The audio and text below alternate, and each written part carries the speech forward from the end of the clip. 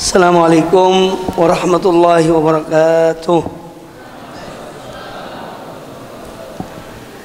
Innal hamdalillah nahmaduhu wa nasta'inuhu wa nastaghfiruh wa na'udzu billahi min shururi anfusina wa min sayyiati a'malina.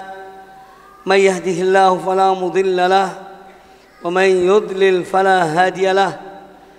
Wa asyhadu an la ilaha illallah wahdahu la syarika lahu wa asyhadu anna Muhammadan abduhu wa rasuluh. Ya ayyuhalladzina amanu taqullaha haqqa tuqatih wa la tamutunna illa wa antum muslimun. Ya ayyuhan nasu taqu rabbakumul ladzi khalaqakum min nafsin wahidah wa khalaqa minha zawjaha wa batha minhuma rijalan katsiran wa nisaa'a wattaqullaha alladzi tasaaluna bihi wal arham innallaha kana 'alaikum raqiba. Ya ayyuhalladzina amanu taqullaha wa qulu qawlan sadida yuslih lakum a'malakum wa yaghfir lakum dhunubakum wa man yuti'illaha wa rasulahu faqad faza fawzan 'azima. Amma ba'd, fa inna ahsanal hadits kitabullah wa khairal huda huda Muhammadin sallallahu alaihi wa alihi wasallam wa syarral umuri muhdatsatuha wa kullu muhdatsatin bid'ah wa kullu bid'atin dhalalah wa kullu dhalalatin finnar. Ma'asyiral muslimin wal muslimat rahimakumullah, para asatidzah, para pengurus Yayasan Al-Mansur, para tulab, talibul ilim yang kami cintai dan semua yang hadir di majelis yang mulia ini. Pertama-tama marilah kita memanjatkan puja dan puji syukur kita kepada Allah Subhanahu wa taala atas berbagai nikmat dan karunia yang dianugerahkan kepada kita semuanya, sehingga pada kesempatan yang baik ini semua kita, termasuk dalam hal ini para wali santri, para jamaah sekalian, ikut hadir di majelis yang mulia ini dalam rangka kita tawassaw bil haq, tawassaw bis sabr, dalam rangka wa dzakir fa inna dzikra tanfa'ul mu'minin, dan berilah peringatan, sungguhnya peringatan itu bermanfaat bagi orang-orang yang beriman. Dan semoga Allah Azza wa Jalla menjadikan majelis kita ini dan kehadiran kita di majelis yang mulia ini sebagai salah satu di antara amal-amal kebaikan kita dan sebagai pemberat timbangan amal kebajikan kita di akhirat kelak. Amin ya rabbal alamin. Ma'asyiral muslimin rahimani wa rahimakumullah, pada kesempatan yang baik ini insyaallah taala kemudian kami menghaturkan jazakumullah khairan kepada panitia, kepada ketua yayasan dan semua yang hadir yang telah memberikan kesempatan kepada kami untuk bisa menyampaikan sedikit dari apa yang kami miliki. Semoga Allah taala menjadikan ilmu yang bermanfaat. Amin ya rabbal alamin. Insyaallah pembahasan kita pada kesempatan yang baik ini tentang hakikat dari cinta kepada Rasulullah sallallahu alaihi wasallam dan kiat-kiat, upaya-upaya apa yang bisa kita lakukan untuk menumbuhkan kecintaan kita kepada Rasulullah sallallahu alaihi wasallam. Ya, karena beliau sallallahu alaihi wasallam adalah karunia Allah terbesar kepada kita, kepada alam semesta ini. Beliau sallallahu alaihi wasallam telah meninggalkan kita di atas jalan yang terang benderang, yang mana malamnya ibarat siangnya, tidak menyimpang dari jalan beliau kecuali orang-orang yang binasa. Beliau adalah seorang Rasul yang sangat bersemangat agar umat manusia beriman kepada beliau, karena beliau memiliki sifat yang disebutkan oleh Allah Azza wa Jalla di dalam Al-Quranul Karim, surat At-Taubah ayat yang ke-128. Laqad ja'akum rasulun min anfusikum azizun alaihi ma anittum harisun alaikum bil mu'minin Raufur Rahim. Sungguh telah datang kepada kalian seorang rasul dari golongan kalian, yaitu dari golongan manusia, bukan dari golongan jin. Karena tidak ada rasul dari golongan jin. Yang ada dari golongan jin itu hanya para mundirun, pemberi peringatan. Adapun rasul hanya ada dari dua golongan, malaikat dan manusia. Malaikat itu adalah sebagian mereka ada rasul utusan Allah kepada para anbiya untuk menyampaikan wahyu, seperti Jibril alaihissalam. Ada juga utusan-utusan lain yang Allah kirim di antara para malaikat itu untuk melaksanakan tugas-tugas yang Allah berikan pada mereka. Itu para rasul dari golongan malaikat. Kemudian rasul dari golongan manusia, itu para anbiya, para rasul. Yang terakhir adalah Nabi kita Muhammad sallallahu alaihi wasallam. Beliau adalah rasul dari golongan manusia. Nah, An-Nabi alaihi salatu wassalam yang mana Allah sebutkan pada ayat tadi, laqad ja'akum rasulun min anfusikum, sungguh telah datang pada kalian seorang rasul dari golongan kalian sendiri, yang mana beliau ini memiliki sifat azizun alaihi ma anittum, berat terasa olehnya penderitaan kalian. Artinya apa? Beliau tidak mau kalian menderita oleh azab Allah karena tidak beriman kepada beliau. Makanya harisun alaikum, beliau sangat bersemangat ya untuk menyeru kalian kepada iman agar kalian selamat dari azab Allah. Bil mu'minina raufur rahim, dan beliau orang yang sangat belas kasihan dan menyayangi orang-orang yang beriman. Itu sosok Rasulullah SAW yang disebutkan oleh Allah Azza wa Jalla di antara sifat-sifat beliau. Bapak Ibu sekalian dan anak-anakku rahimakumullah, beliaulah yang disebutkan oleh Allah Azza wa Jalla di dalam surat As-Saff ayat 9, surat At-Taubah ayat 33, ya, yang mana Allah Azza wa Jalla berfirman, huwallazi arsala rasulahu bil huda wa dinil haq liyudhhirahu 'ala ad-din kullih walau karihal musyrikun. Dialah Allah yang telah mengutus rasulnya, alladzi arsala rasulahu, yang telah mengutus rasulnya dengan membawa bil huda wa dinil haq, dengan membawa petunjuk dan agama yang hak. Liyudhhirahu 'ala ad-din kullih, untuk dia menangkan, dia munculkan atas semua agama yang ada di muka bumi ini.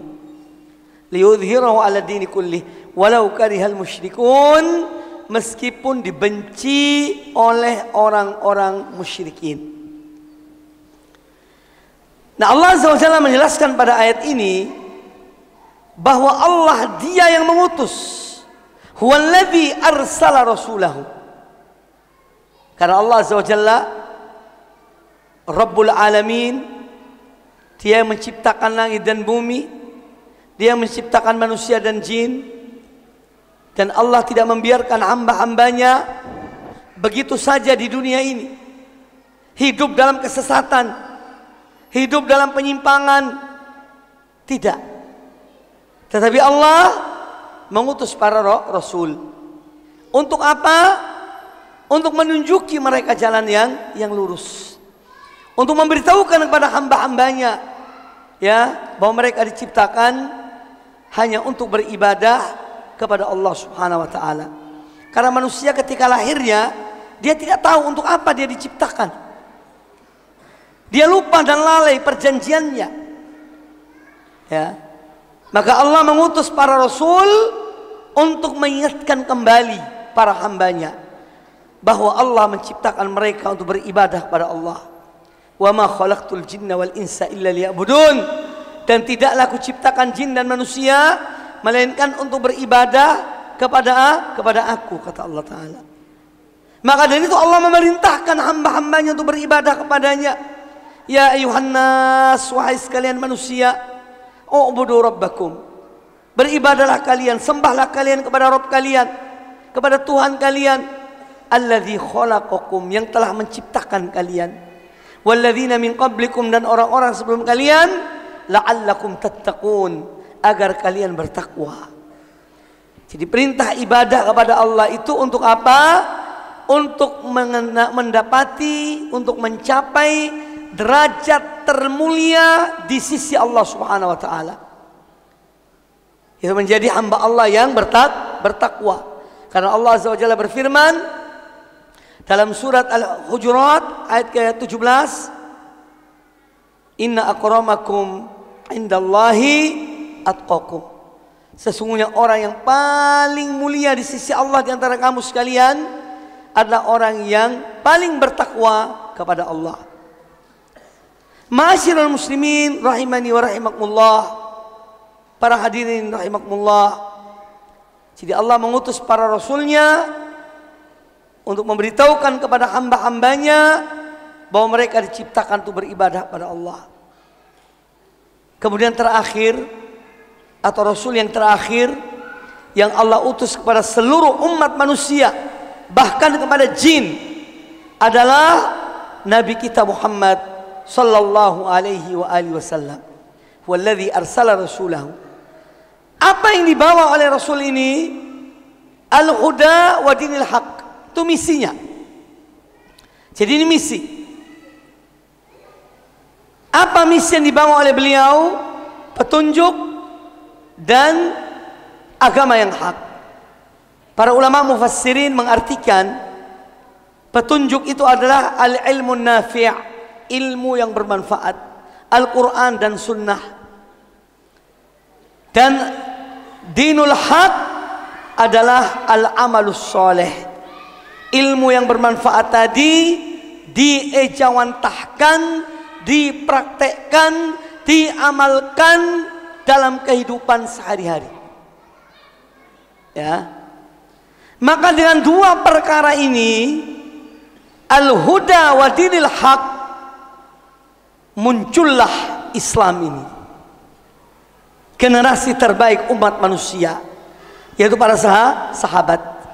Liyudhhirahu 'ala ad-dini kullih, untuk dia menangkan atas agama seluruhnya. Ya, dan generasi pertama dari umat Islam yang dimunculkan oleh Allah Ta'ala adalah ashabu Muhammadin sallallahu alaihi wa alihi wasallam, para sahabat Rasulullah sallallahu alaihi wasallam, yang mereka adalah disebutkan oleh Nabi kita Muhammad sallallahu alaihi wasallam, khairun nasi qarni, sebaik-baik manusia adalah generasi aku. Jadi apa yang Allah kehendaki, Allah lakukan, dan itu sudah terjadi. Munculnya generasi terbaik dari umat ini berkat didikan, yaitu Nabi kita Muhammad sallallahu alaihi wasallam.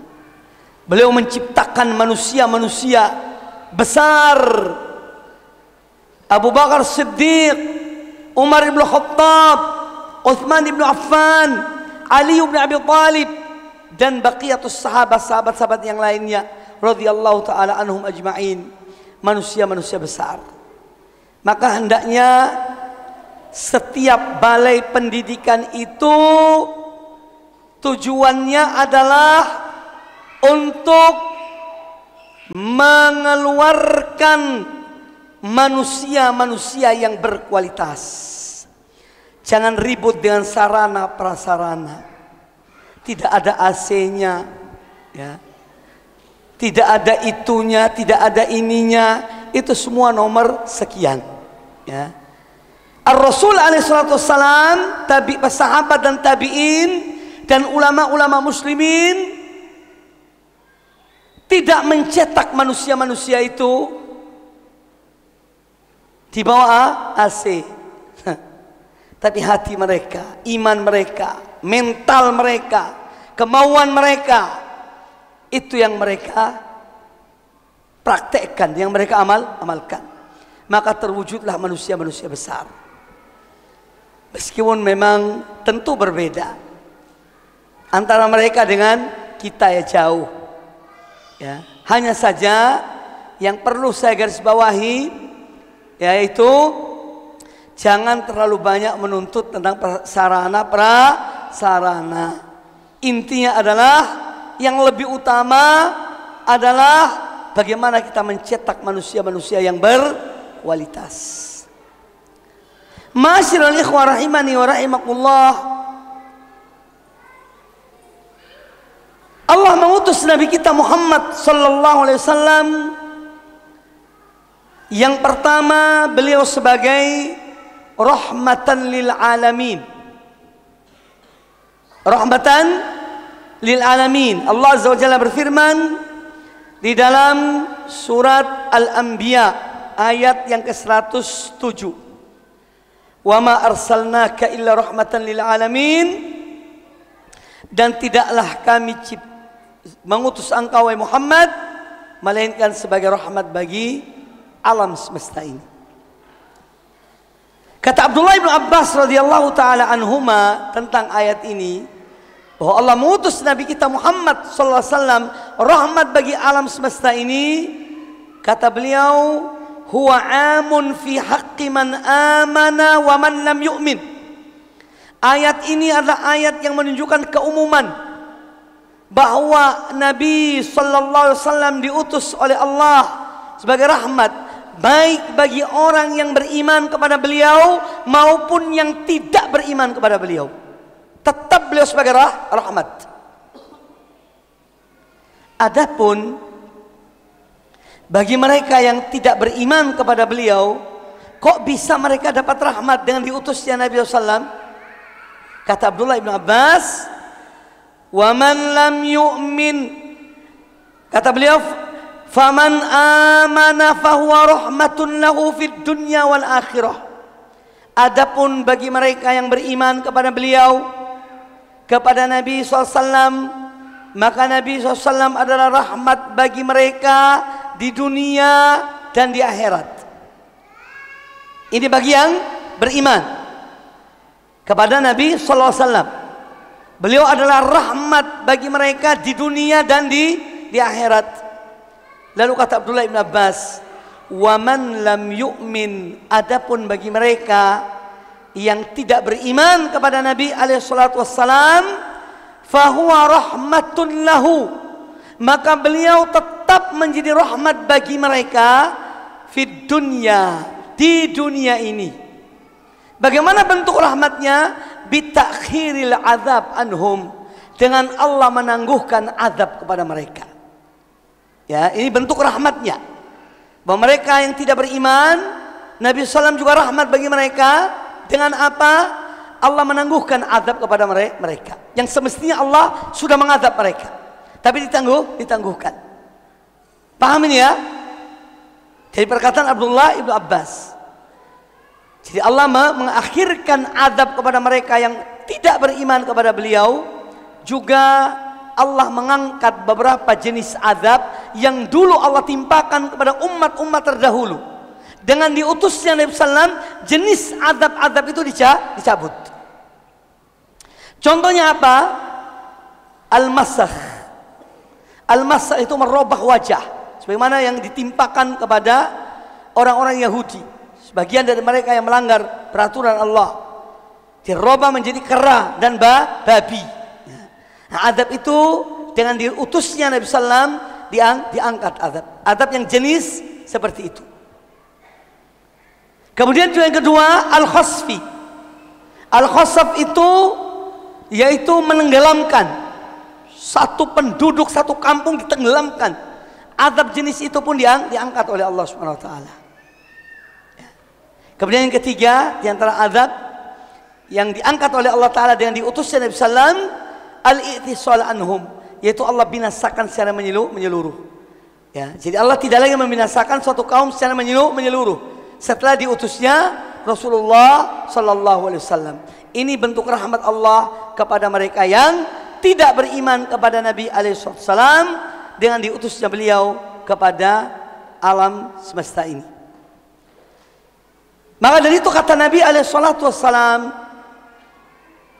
dalam hadis sahih, ya ayuhan nas, wahai sekalian manusia, innama ana rahmatun muhdah, sesungguhnya aku ini tidak lain, yang bagi kamu sekalian, aku ini tidak lain kecuali rahmat yang Allah hadiahkan pada kalian. Sallallahu alaihi wasallam. Rahmat yang Allah hadiahkan kepada kalian. Innama ana rahmatun muhdah. Sesungguhnya aku ini tidak lain kecuali rahmat yang Allah hadiahkan kepada kamu sekalian. Ini yang pertama. Beliau sebagai rahmat bagi alam semesta. Yang kedua, bahwa Nabi SAW diutus oleh Allah Subhanahu wa taala sebagai karunia yang khusus bagi orang-orang yang beriman kepada beliau. Jadi kalau tadi rahmat secara umum. Yang kedua, beliau adalah sebagai anugerah, karunia, ya, nikmat yang khusus Allah berikan kepada orang-orang yang beriman. Mana dalilnya, Ustaz? Dalilnya adalah firman Allah Azza wa Jalla dalam surat Ali Imran. Jadi surat Ali Imran, bukan surat Al Imran. Apalagi talibul ilmi, hati-hati yang belajar. Surat apa? Surat Al Imran. Tak ada surat Al Imran, tak ada. Yang ada surat Ali Imran. Al arti keluarga. Keluarga Imran. Karena surat ini menceritakan tentang keluarga Imran. Jadi dalam surat Ali Imran ayat yang ke-164, Allah Azza wa Jalla berfirman, laqad mannallahu 'alal mu'minin, sungguh Allah telah memberikan anugerah karunia yang besar kepada orang-orang yang beriman. Ini khusus pada orang yang beriman. Beriman kepada siapa? Kepada Rasulullah sallallahu alaihi wasallam. Ya. Laqad mannallahu 'alal mu'minin idz ba'atsa fihim rasulan min anfusihim. Tatkala Allah mengutus pada mereka seorang rasul dari golongan mereka, yang mana rasul ini yatlu alaihim ayatihi, membacakan pada mereka ayat-ayat Allah, itu Al-Qur'anul Karim. Wa yuzakkihim, dan membersihkan, mensucikan jiwa-jiwa mereka dari kesyirikan kepada tauhid, dari kekufuran kepada iman, dari kejahiliaan kepada ilmu, dan seterusnya. Dia membersihkan, mensucikan jiwa-jiwa mereka. Wa yuzakkihim wa yu'allimuhumul kitaba wal hikmah, dan Rasul ini mengajarkan pada mereka Alkitab, yaitu Al-Qur'anul Karim, dan Al-Hikmah, yaitu sunnah Rasulullah sallallahu alaihi wasallam. Wa in kanu min qablu la fi dhalalin mubin, padahal mereka sebelumnya berada dalam kesesatan yang nyata. Maka kita ini wajib bersyukur kepada Allah Subhanahu wa taala dengan diutusnya Nabi sallallahu alaihi wasallam, dan lebih dari itu adalah dan kita diberikan taufik oleh Allah Azza wa Jalla, kita beriman kepada beliau. Kita beriman kepada beliau. Hidayah yang khusus yang Allah berikan kepada kita. Ya, oleh karena itu wajiblah kita bersyukur pada Allah Subhanahu wa taala. Bagaimana mensyukuri Allah atas nikmat ini? Nikmat dengan diutusnya Nabi sallam, dan kita sebagai orang-orang yang beriman kepada beliau, yaitu dengan kita mengakui dalam hati kita bahwa nikmat ini datangnya hanya dari Allah. Ya. Nikmat ini datangnya dari Allah. Sehingga kita dilahirkan dari dua orang tua yang muslim muslimah. Kemudian kita mengenal tauhid, kita mengenal sunnah. Ini nikmat yang luar biasa besar. Harus kita akui bahwa nikmat datangnya dari Allah. Wa ma bikum min nikmatin fa min Allah. Nikmat apa saja yang ada pada kalian, semua itu datangnya dari Allah. Kemudian yang kedua, kita mensyukuri nikmat Allah dengan mengucapkan. Dan kita mengatakan nikmat itu. Wa amma bi ni'mati rabbika fahaddits. Adapun nikmat Tuhanmu engkau ucapkan. Pujian-pujian pada Allah, kesyukuran pada Allah atas nikmat iman dan Islam, nikmat mengikuti menjadi pengikut Nabi alaihi salatu wassalam. Ucapkan itu semuanya. Kemudian yang ketiga adalah mensyukuri nikmat Allah dengan mempraktekkan, dengan mencintai Nabi sallallahu alaihi wasallam, mengikuti tuntunannya, membela beliau, mengikuti sunnahnya dalam kehidupan kita sehari-hari. Itu bentuk mensyukuri nikmat Allah yang diutusnya Nabi sallam kepada kita. Dan kita menjadi, ya, setiap orang menjadi salah satu dari umat beliau sallallahu alaihi wasallam. Semoga kita menjadi umat beliau di dunia dan juga di akhirat. Karena kita tidak tahu akhir kehidupan kita.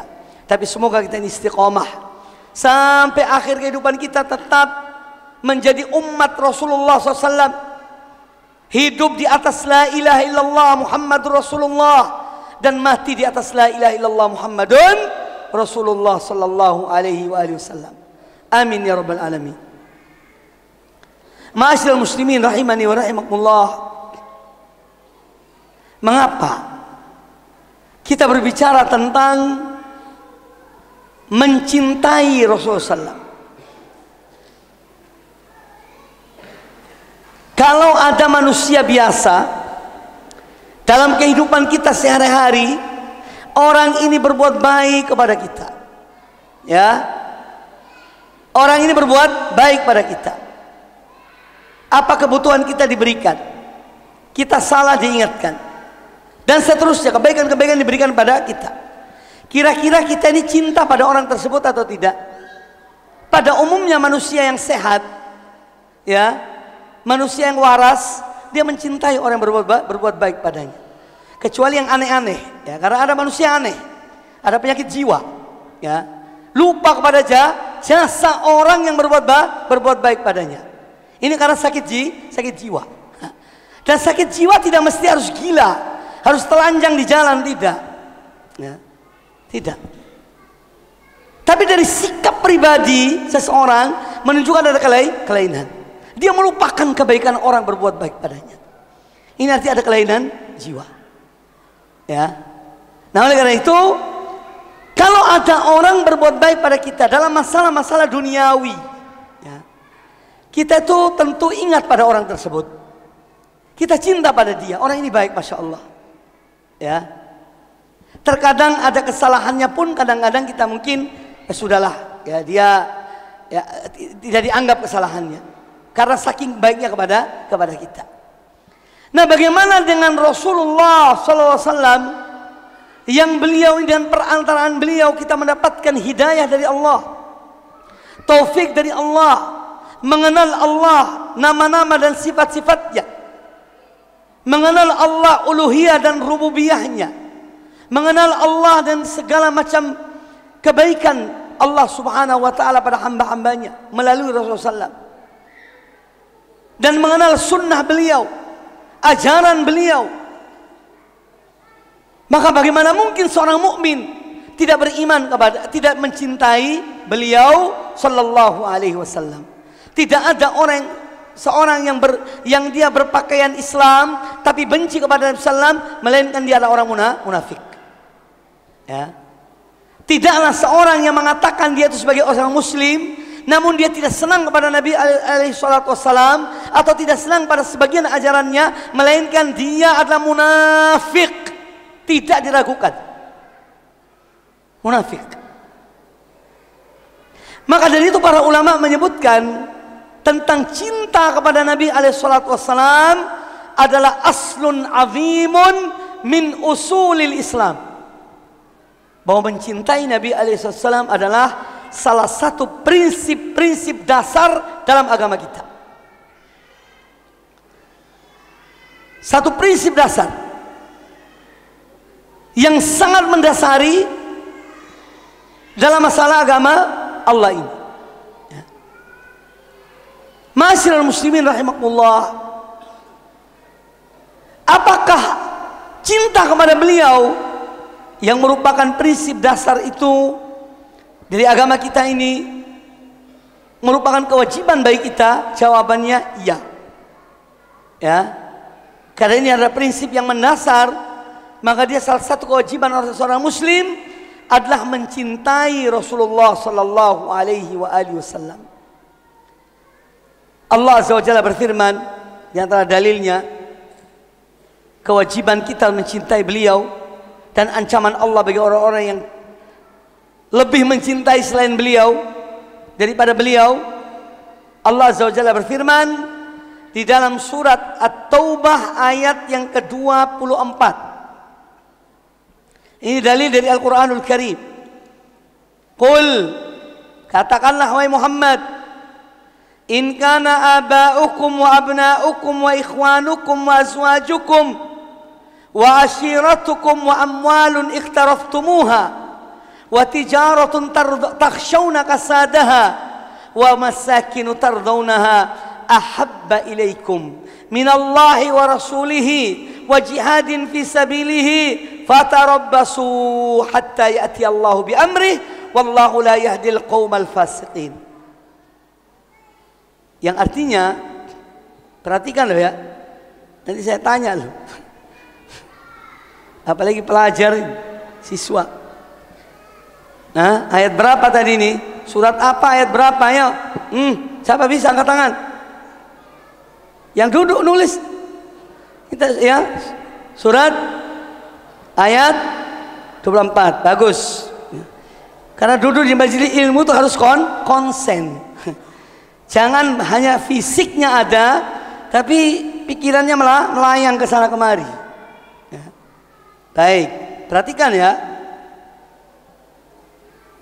Allah Ta'ala berfirman, katakanlah wahai Muhammad, in kana aba'ukum, seandainya ayah-ayah kalian, anak-anak kalian, saudara-saudara kalian, istri-istri kalian, keluarga atau kabilah-kabilah kalian, harta benda kalian yang kalian mengupayakannya, perniagaan yang kalian takut kerugiannya, dan tempat-tempat tinggal yang kalian ridho ya terhadapnya, lebih kalian cintai daripada mencintai Allah, Rasulnya, dan jihad di jalan Allah, fatarabbasu, maka tunggulah. Ini ancaman. Maka tunggulah kalian, waspadalah kalian sampai Allah memberikan keputusannya, dan Allah tidak memberi petunjuk kepada orang-orang yang fasik. Jadi Allah menyebutkan 8 hal, 8 poin dalam ayat itu.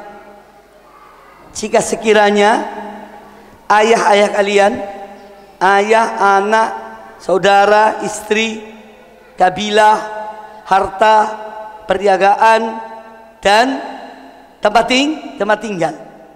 8 poin ini lebih kalian cintai daripada mencintai Allah dan Rasulnya dan berjihad jalan Allah. Hati-hati,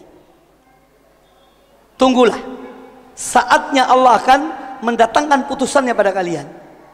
Yang kedua, ancamannya, Allah tidak akan memberikan petunjuk kepada orang-orang yang fasik. Ya, ancaman azab yang kedua termasuk orang-orang fasik.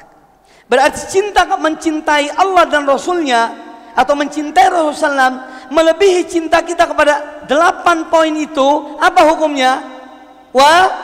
Wajib. Bukan sunnah, bukan anjuran, tapi wajib. Lebih mencintai Allah dan Rasulnya.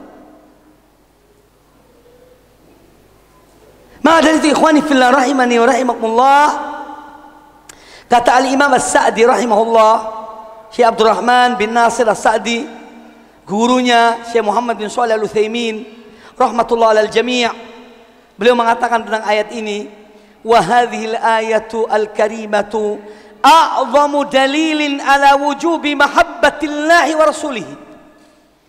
Ayat yang kita dengar tadi itu adalah dalil yang paling agung, paling besar, ya, yang menunjukkan kewajiban mencintai Allah dan Rasulnya atas semua yang lainnya, atas semua yang lainnya.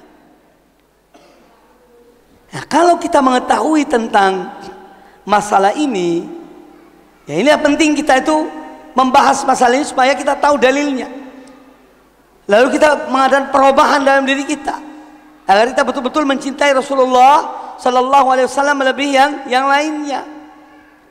Jadi itu dalil yang pertama. Dalil yang kedua, Allah Ta'ala berfirman dalam surat Al-Ahzab ayat ke-6. Catat, terutama talibul ilim yang di bangku sekolah itu. Surat Al-Ahzab ayat berapa? 6. Allah Ta'ala berfirman, An-Nabiyyu awla bil mu'minina min anfusihim wa azwajuhu ummahatuhum. Nabi lebih utama bagi orang-orang yang beriman daripada diri-diri mereka, dan istri-istri beliau adalah ibu-ibu mereka. Ya. Nah, dalam ayat ini Allah menjelaskan bahwa seorang mukmin harus lebih mendahulukan Rasulullah sallallahu alaihi wasallam daripada dirinya. Dalam cintanya, dalam ketaatannya, dalam kepeduliannya, dalam membelanya, harus lebih mendahulukan Rasulullah SAW daripada dirinya. An-nabiyyu awla bil mu'minina min anfusihim wa azwaju ummahatuhum, dan istri-istri beliau adalah ibu-ibu mereka. Makanya setelah wafatnya Nabi SAW, tidak boleh dari umat ini menikahi istri-istri Rasulullah SAW, karena mereka adalah ibu-ibu kita, ya. Dan Nabi kita Muhammad SAW ibaratnya sebagai ayah kita, ya, sebagai ayah kita. Istri-istri beliau adalah sebagai ibu-ibu kita, ya, sebagai ibu kaum mukminin. Ma'asyiral muslimin rahimani wa rahimakumullah. Itu dalil, diantara dalil dari Al-Quranul Karim tentang kewajiban mencintai Nabi alaihissalam. Adapun dari hadis-hadis Nabi alaihissalam, ya, diantaranya adalah yang pertama hadis Anas bin Malik radhiyallahu taala anhu. Ya, kata beliau, kata Anas bin Malik, anin Nabi sallallahu alaihi wasallam qaal, dari Nabi sallallahu alaihi wasallam beliau bersabda, la yu'minu ahadukum, tidak beriman seorang di antara kalian, hatta akuna ahabba ilaihi min walidihi wa waladihi wan nasi ajma'in. Tidak sempurna atau tidak beriman seorang di antara kalian hingga aku, yaitu Muhammad sallallahu alaihi wasallam, lebih dicintai olehnya daripada ayahnya, daripada anaknya, dan daripada manusia seluruhnya.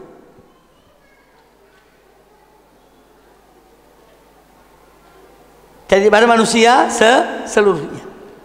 Hadis sahih riwayat Imam Bukhari dan Imam Ad-Darimi dan yang lainnya.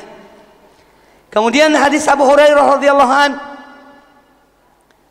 anna Rasulullah sallallahu alaihi wasallam qaal, bahwasanya Rasulullah SAW bersabda, walladzi nafsi biyadihi, demi zat yang jiwaku berada di tangannya, la yu'minu ahadukum, tidak beriman seorang di antara kamu sekalian, hatta akuna ahabba ilaihi, hingga aku lebih dicintai olehnya, min walidihi wa waladihi, dari ayahnya dan dari anaknya. Hadis riwayat Imam Bukhari dan Imam Muslim. Hadis riwayat Imam Bukhari dan Imam Muslim. Hadis yang ketiga, sebagai dalil kewajiban mencintai Rasulullah sallallahu alaihi wasallam. An Abdullah bin Hisham kata Abdullah bin Hisham rahimahullah, radhiyallahu an, kunna ma'an Nabi sallallahu alaihi wasallam. Pernah suatu ketika kami berada bersama Nabi sallallahu alaihi wasallam. Wa huwa akhidun bi yadi Umar ibn Khattab radhiyallahu an.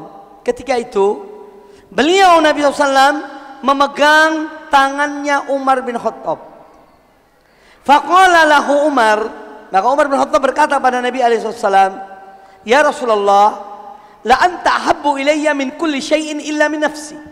Wahai Rasulullah, engkau adalah orang yang paling kucintai dari segala sesuatu kecuali dari diriku. Jadi artinya aku mencintai engkau, tapi aku lebih cinta di diriku daripada mencintai engkau. Faqala lahu Rasulullah sallam, faqala an-nabi alaihi salatu wassalam, la, tidak wahai Umar, ya, walladzi nafsi biyadihi, demi zat yang jiwaku berada di tangannya, hatta akuna ahabba ilaika min nafsika, hingga aku lebih engkau cintai daripada dirimu. Maka kata Umar bin Khattab radhiyallahu an, fa innahu al-an wallahi, sesungguhnya sekarang ini wahai Rasulullah, demi Allah, la anta ahabbu ilayya min nafsi, engkau lebih aku cintai daripada diriku. Faqala Nabi alaihi wasallam, maka Nabi SAW berkata pada Umar bin Khattab, al-an ya Umar, sekarang baru benar kamu imanmu itu. Ya, sekarang betul. Tadi keliru. Ucapanmu yang pertama salah. Ini baru benar. Kamu lebih cintai aku daripada dirimu. Hadis sahih riwayat Imam Al-Bukhari rahimahullah. Ikhwani dan akhwati fillah, para tulabul ilim, insyaallah bersemangat. Yang khusyuk tolong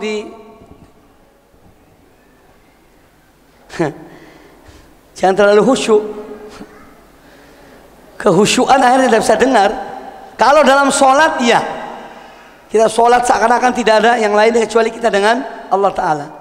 Tapi kalau dalam pelajaran, ya janganlah khusyuk sampai nunduknya, Masya Allah. Awas loh, ditanya loh nanti ini.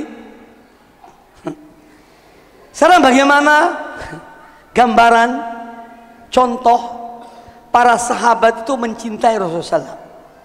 Saya akan berikan beberapa contoh.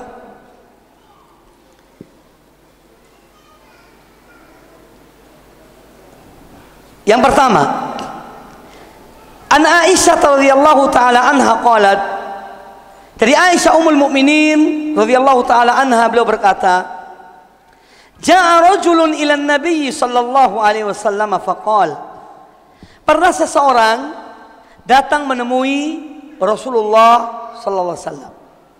Faqal, maka orang itu berkata kepada Nabi alaihi salatu wasallam, ya Rasulullah, wahai Rasulullah, wallahi, demi Allah, innaka la ahabbu ilayya min nafsi, sesungguhnya engkau lebih aku cintai daripada diriku. Wa innaka la ahabbu ilayya min ahli, dan sesungguhnya engkau wahai Rasulullah lebih aku cintai daripada istriku. Wa ahabbu ilayya min waladi, dan engkau lebih aku cintai daripada anakku. Wa inni la akunu fil bait, dan sesungguhnya aku terkadang aku berada di rumahku. Fa adzkuruka, lalu aku mengingat engkau ya Rasulullah. Fama asbiru hatta atiyaka, ketika aku mengingat engkau tatkala aku berada di rumahku, aku tidak sabar ya Rasulullah, sampai aku datang ya untuk menemuimu. Fa anzuru ilaika, lalu aku melihat wajahmu ya Rasulullah. Yani aku senang, gembira kalau sudah bertemu dengan engkau. Wa idza dzakartu mauti wa mautaka, Namun ya Rasulullah, seandainya aku mengingat akan kematianku dan kematianmu, araftu annaka idza dakhaltal jannata rufi'ta ma'an nabiyyin. Aku yakin wahai Rasulullah, kalau engkau meninggal, engkau akan diangkat oleh Allah dan ditempatkan bersama para nabi dan para rasul. Wa inni, dan namun aku, seandainya wa idza dakhaltul jannata, kalaupun aku dimasukkan surga oleh Allah, khasyitu an la araka, aku khawatir ya Rasulullah, aku tidak melihatmu, aku tidak bertemu dengan engkau.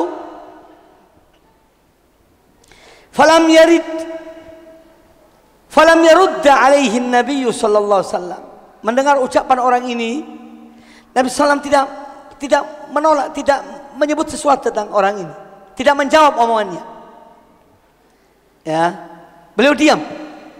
Falam yarudda alaihi Nabi sallallahu alaihi wasallam.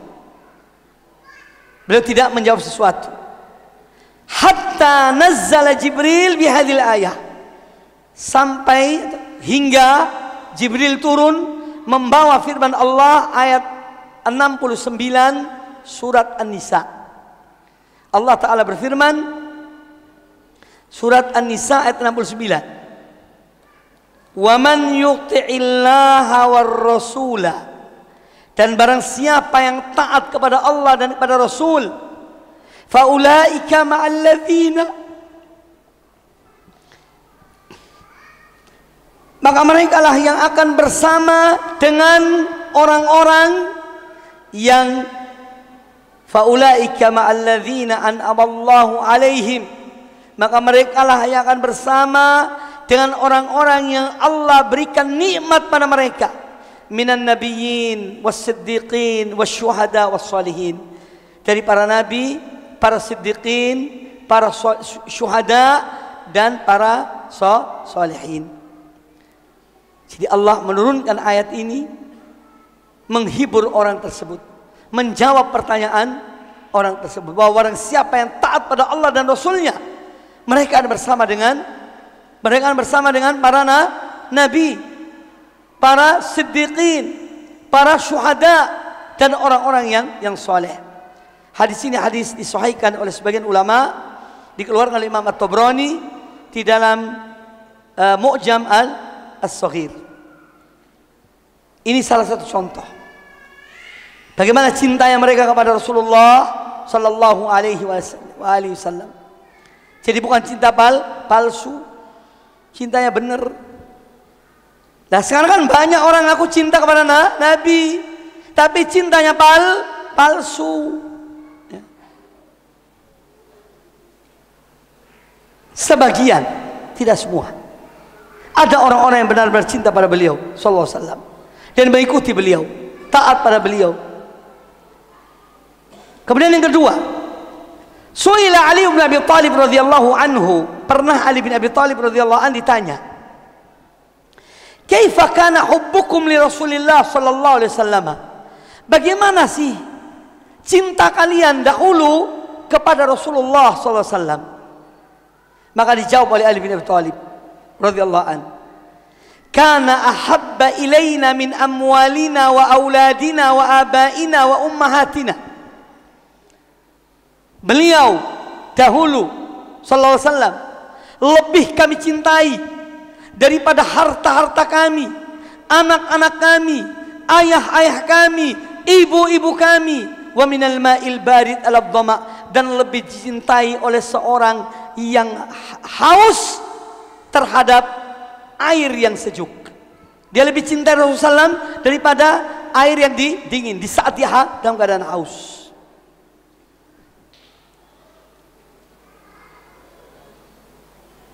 Contoh yang ketiga, wa fi ghazwati Uhud, pada waktu perang Uhud,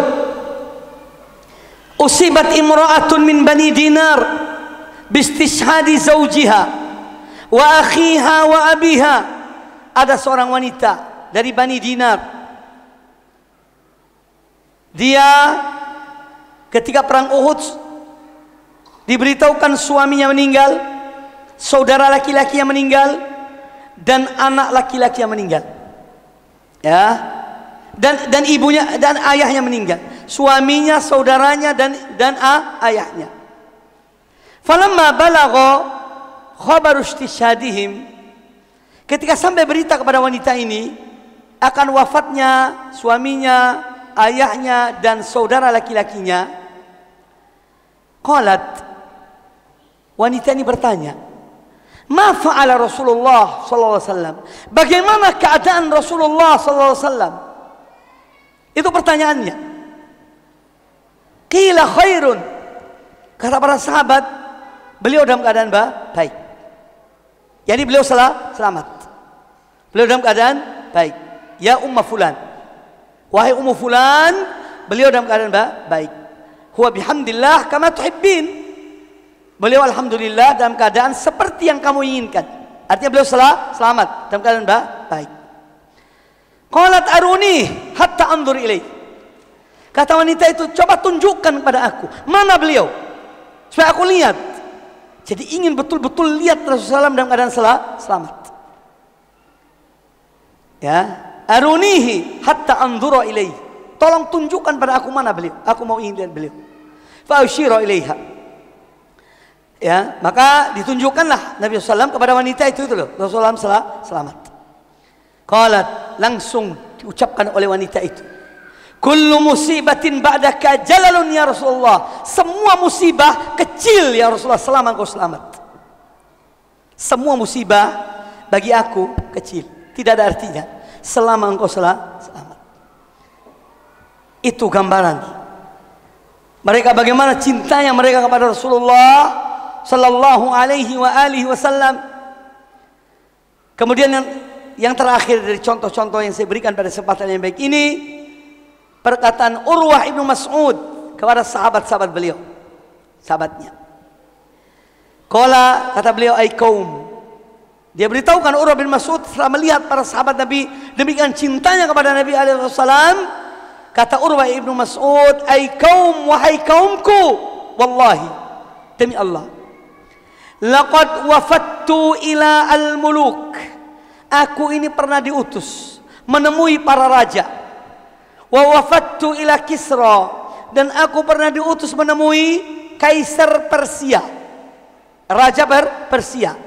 Wa Qaisar, dan aku pernah diutus menemui kaisar Romawi. Wan Najasyi, dan aku pernah diutus menemui kaisar atau penguasa Ethiopia, Najasyi. Wallahi, demi Allah, ma ra'aitu malikan qattu.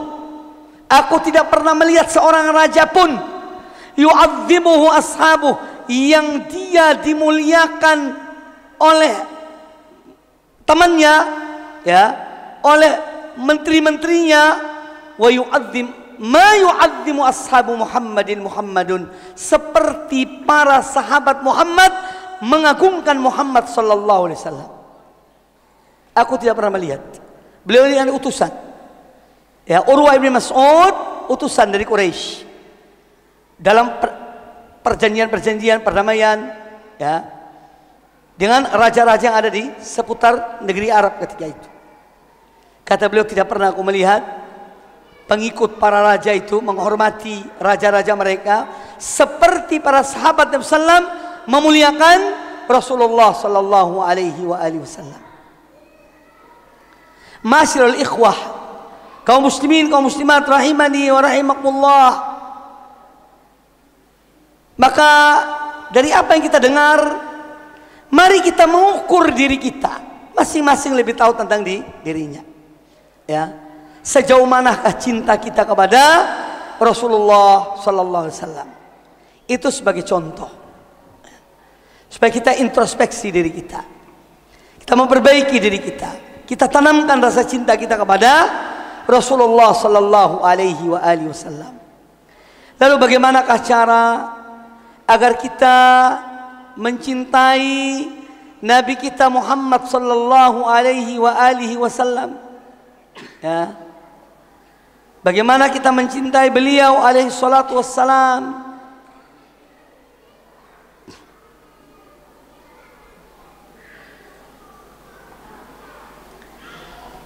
Tentu mencintai Nabi SAW adalah dengan diantaranya banyak sebetulnya. Nah, nanti kita akan sebutkan tentang fadail, keutamaan mencintai beliau. Apa fadilahnya dan hak-hak Nabi SAW. Yang pertama adalah dengan kita mengagungkan beliau, ya, mengagungkan Nabi SAW, memuliakan beliau, ya. Kemudian bagaimana kita mencinta atau mengagungkan beliau SAW? Dengan mengikuti beliau. Tentu mengikuti setelah beriman. Setelah beriman pada beliau SAW, kita mengikuti beliau. Makanya Allah Ta'ala berfirman, ya, tentang Nabi SAW telah mengikuti beliau. Qul in kuntum tuhibbunallaha fattabi'uni yuhibbukumullah. Katakanlah wahai Muhammad, jika kalian mencintai aku, mencintai Allah, qul in kuntum tuhibbunallah, jika kalian mencintai Allah, fattabi'uni, maka ikutilah aku, ikutilah Rasulullah sallallahu alaihi wasallam. Yuhibbukumullah, niscaya Allah akan mencintai kalian. Wa yaghfir lakum dzunubakum, dan Allah akan mengampuni dosa-dosa kalian. Nah, ayat ini yang disebutkan oleh para ulama sebagai ayat yang merupakan hakim, pemutus, penentu apakah benar seorang itu cinta pada Allah atau tidak, itu tergantung dari bagaimana orang itu mengikuti Rasulullah SAW. Nah, ayat ini Allah Ta'ala menyebutkan bahwa apabila kalian mencintai aku, ya, katakanlah wahai Muhammad, apabila kalian betul-betul cinta pada Allah, maka ikutilah aku. Ikutilah aku. Tentu kata-kata ikutilah aku ini sudah didahului oleh iman, ya, sudah didahului oleh beriman pada beliau, ya. Kemudian mengikuti beliau, ya. Apa yang diikuti? Allah sebutkan dalam Al-Quranul Karim secara umum, ya, walaupun ada sebagian ayat yang menjelaskan bahwa ada beberapa hal yang khusus untuk Nabi SAW. Nah, yang khusus untuk beliau, ya, tidak boleh diikuti oleh yang lainnya. Contohnya apa? Ar-Rasul SAW nikah itu lebih dari 4 wanita. Ini khusus untuk beliau, bukan untuk umatnya. Ya, umatnya diberi batas. Nah, berapa batasan istri itu? 4. Fankihu ma taba lakum minan nisa mathna wa thulatha wa ruba. Tak boleh lebih dari 4. Karena ini khusus, kalau lebih itu khusus untuk Rasulullah sallallahu alaihi wasallam. Ini contoh, ada kekhususan. Contoh yang lain kekhususan bagi Nabi alaihi wasallam apa? Puasa wisol. Puasa wisol itu nyambung sampai 2 hari 3 hari, ya. Tidak berbuka sampai 2-3 hari. Ini namanya puasa wisol. Itu khusus untuk Nabi sallallahu alaihi wasallam. Adapun yang lain tidak dibolehkan. Ya, kita sesuai dengan puasa yang pada umumnya. Ya, mulai mulai dari terbit fajar sudah tidak boleh makan minum sampai terbenamnya matahari. Tidak boleh disambung sampai hari berikutnya. Itu tidak dibolehkan. Ini contoh-contoh beberapa hal yang memang khusus untuk Rasulullah sallallahu alaihi wasallam. Adapun selain yang dikecualikan, maka beliau adalah uswatun hasanah. Allah Azza wa Jalla berfirman, "Laqad kana lakum fi Rasulillahi uswatun hasanah liman kana yarjullaha wal yawmal akhir wa dzakarallaha katsiran." Sungguh telah terdapat pada diri Rasulullah bagi kamu sekalian. Bagi siapa? Orang-orang beriman. Bagi kamu sekalian, suri teladan yang baik. Uswatun hasanah. Nah, kemudian Allah menyebutkan, ya, orang-orang yang mau menjadikan beliau sebagai uswah hasanah itu hanya ada 3 golongan. Ya, Orang-orang yang betul-betul menjadikan beliau sebagai uswah hasanah, contoh teladan itu, Allah sebutkan ada 3 kriteria. Yang pertama, liman kana yarjullaha wal yawmal akhir wa dzakarallaha katsiran. Ini 3 kriteria. Bahwa orang-orang yang menjadikan Nabi SAW sebagai qudwah hasanah adalah orang-orang yang yarjullaha, mengharapkan pertemuan mereka dan Allah di hari kiamat kelak. Pertemuan dalam nuansa ridho Allah, cinta Allah, kasih sayang Allah. Yang kedua, wal yaumal akhir, dan orang-orang yang mengharapkan ganjaran pahala kenikmatan di hari akhir kelak. Yang ketiga adalah wa dzakarallaha katsiran, dan orang-orang yang banyak berzikir kepada Allah. Nah, apabila kita cermati 3 hal ini, liman kana yarjullaha wal yaumal akhir wa dzakarallaha katsiran, yang paling memiliki 3 hal ini adalah Muhammad bin Abdullah sallallahu alaihi wasallam. Orang yang paling berharap bertemu dengan Allah Ta'ala adalah Rasulullah SAW. Makanya ketika malakul maut datang kepada beliau, menanyakan pada beliau pilihan, kamu mau dipanjangkan umurmu ataukah dipanggil oleh Allah bersama dengan mereka yang ada di sisi Allah? Kata beliau apa? Ar-rafiqal a'la, ar-rafiqal a'la. Aku ingin bertemu dengan mereka.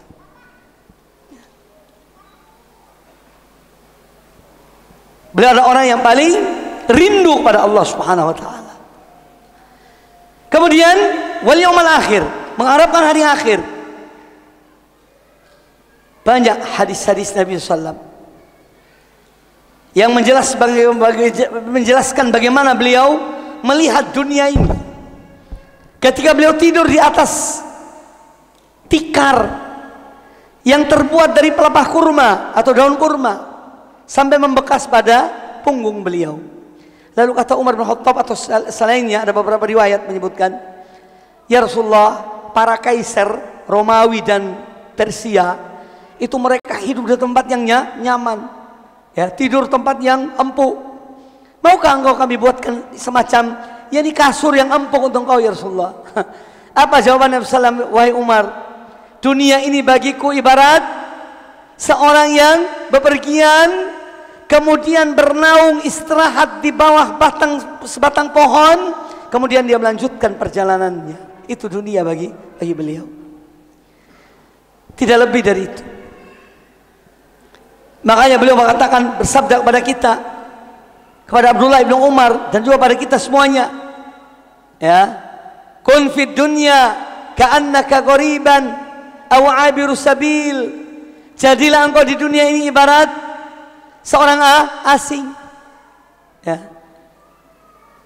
atau seorang musafir, penyeberang, ya, yang mana tidak tinggal tetap di dunia ini.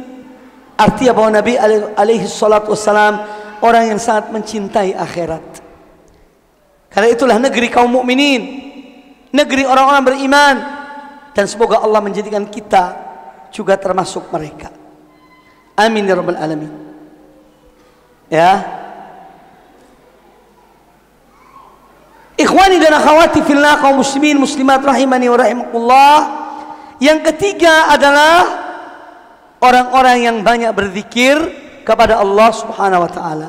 Dan Nabi kita Muhammad SAW orang yang paling banyak berzikir mengingat Allah. Sebagaimana dalam hadis Ummul Mukminin Aisyah radhiyallahu anha bahwa Nabi SAW ya senantiasa berzikir mengingat Allah Subhanahu wa taala. Jadi bagaimana kita mencintai Nabi SAW dengan menjadikan beliau sebagai uswah hasanah, contoh teladan, baik kita sebagai kepala rumah tangga, baik kita sebagai pemimpin sebuah negara, baik sebagai panglima perang, baik sebagai suami yang baik dalam rumah tangganya, baik sebagai orang pendidik, ya, kita jadikan beliau sebagai uswatun hasanah. dalam akhlaknya, dalam perangainya. Allah memuji Nabi sallam akhlaknya. Ya. Wa innaka la'ala khuluqin azim. Sungguh engkau Muhammad benar-benar berada atas perangai yang mulia, akhlak yang agung. Sallallahu alaihi wasallam.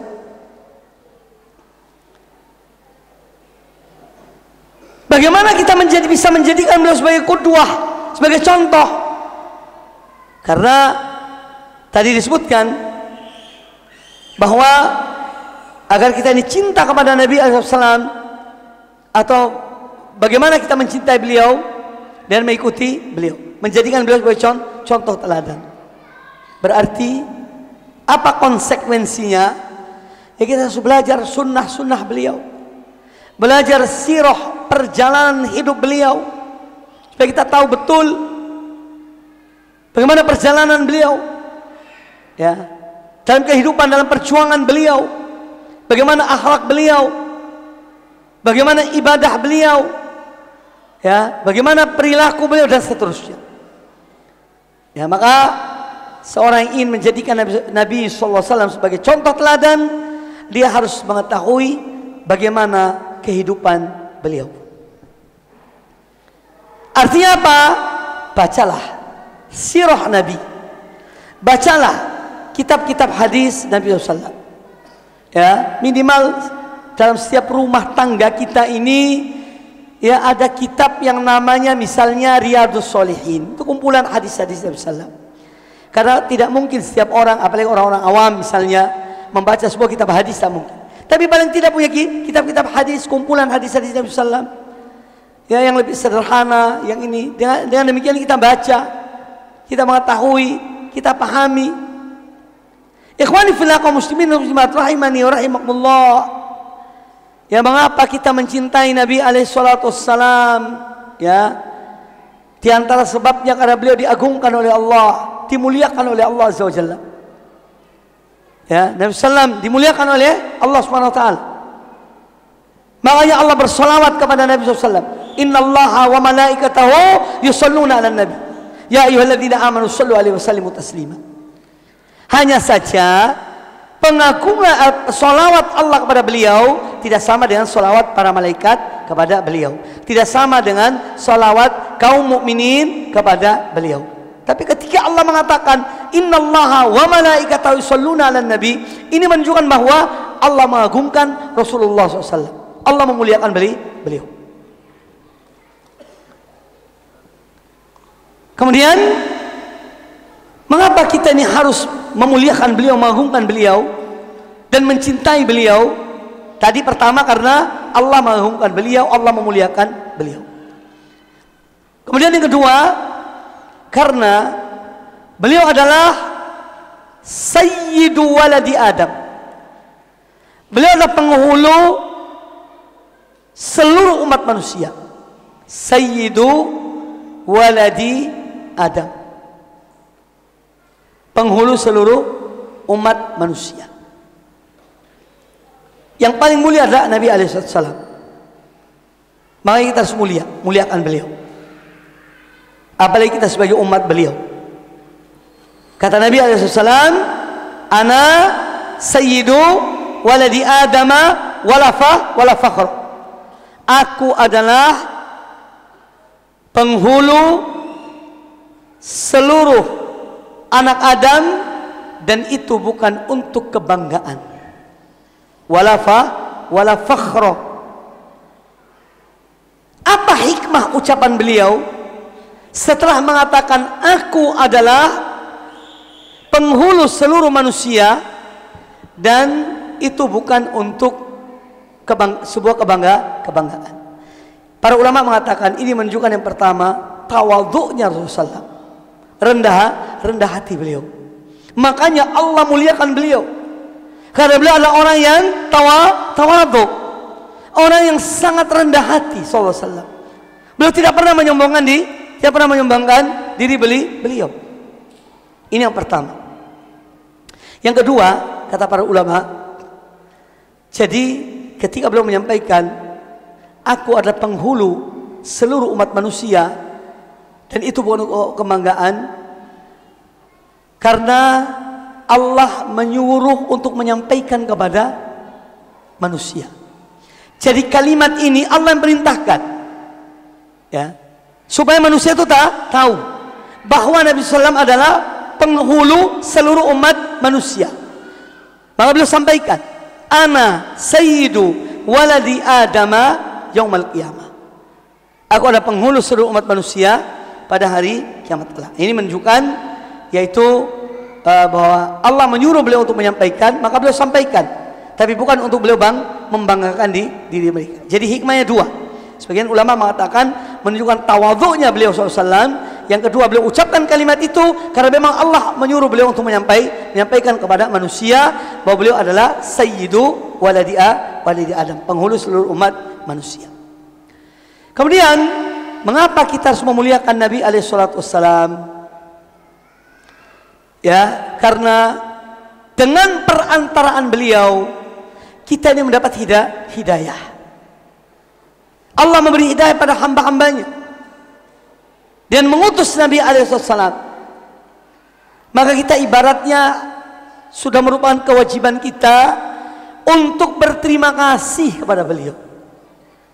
Ya, bagaimana bentuk ucapan terima kasih kita? Dan beriman pada beliau, mengikuti beliau, membela beliau, menjadikan beliau sebagai contoh teladan sallallahu alaihi wasallam, memperbanyak sholawat kepada beliau, perbanyak sholawat, terutama di malam Jumat dan di hari Jumat. Tetapi sholawatnya kita ikuti sholawat yang sesuai sunnah Nabi SAW, bukan sholawat yang bid'ah, tidak. Sholawat sunnah yang beliau ajarkan. Dan sholawat kepada Nabi SAW itu ada yang pendek, ada yang panjang. Tidak mesti kita ketika bersolawat kepada beliau di luar sholat tidak mesti membaca sholawat Ibrahimiyah, tidak mesti. Kalau di luar sholat boleh sholawat yang singkat. Allahumma sholli wa sallim ala Muhammad, Allahumma sholli wa sallim ala abdika wa rasulika Muhammad, boleh.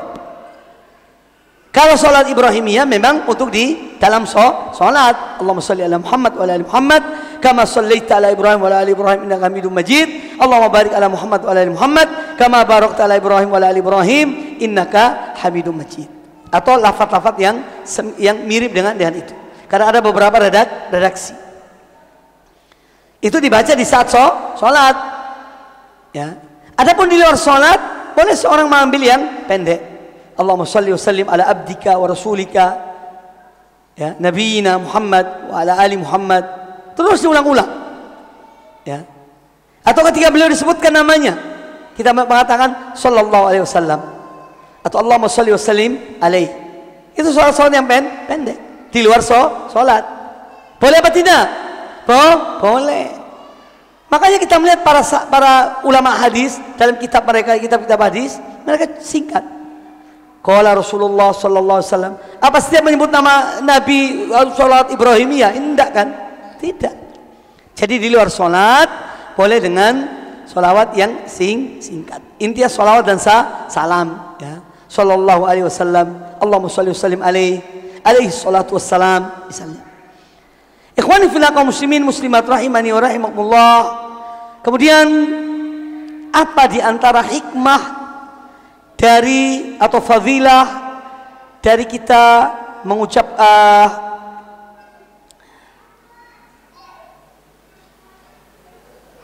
fadilah kita mencintai Rasulullah sallallahu alaihi wasallam. Ada keutamaan-keutamaannya, ya.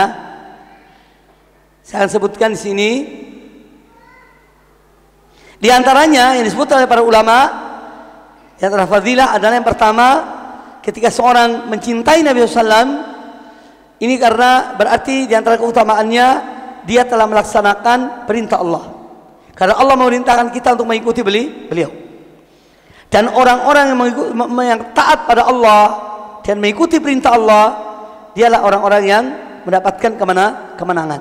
Ya, ini fadilah pertama, mendapatkan kemenangan, ya, keridhaan dari Allah Subhanahu wa taala.